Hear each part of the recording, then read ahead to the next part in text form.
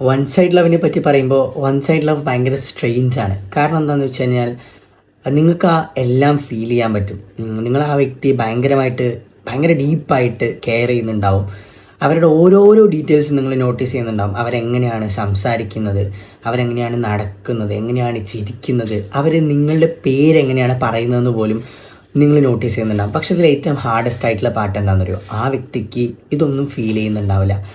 ഒരുപക്ഷെ നിങ്ങളുടെ ലോകത്ത് നിങ്ങൾ അവർക്ക് എത്രമാത്രം സ്പേസ് കൊടുക്കുന്നുണ്ടെന്നുള്ള പോലും അവർ അവെയർ ആയിരിക്കില്ല.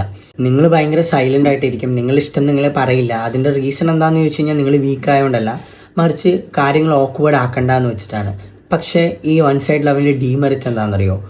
അത് നിങ്ങളുടെ ഇഷ്ടത്തിനെ സപ്രസ് ചെയ്യാനാണ് നിങ്ങളെ പഠിപ്പിക്കുക. നിങ്ങൾ ഭയങ്കര സൈലൻ്റ് ആയിപ്പോവും. ഈവൻ നിങ്ങളൊരു റിലേഷൻഷിപ്പിൽ ആയിക്കഴിഞ്ഞാൽ, പിന്നീട് ഒരു റിലേഷൻഷിപ്പിൽ ആയിക്കഴിഞ്ഞാൽ പോലും നിങ്ങളുടെ ഇഷ്ടം പ്രകടിപ്പിക്കാൻ നിങ്ങൾ മറന്നു പോവും, നിങ്ങൾ സൈലൻ്റ് ആവും.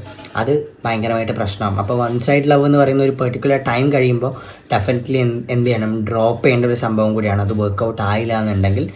അപ്പോൾ ഇതേപോലെ ലവ്, അട്രാക്ഷൻ ആൻഡ് റിലേഷൻഷിപ്പ് വീഡിയോസിനോട് don't forget follow Vijal Bindu Babu.